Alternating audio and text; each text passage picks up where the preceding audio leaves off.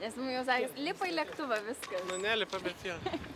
O tai būtumėt jau dabar jau... Apskritai iš valstybės vadovų norėtųsi pagrįstų pareiškimų, o ne išsigalvojimų, neparemtų jokiais faktais, be jokios abejonės.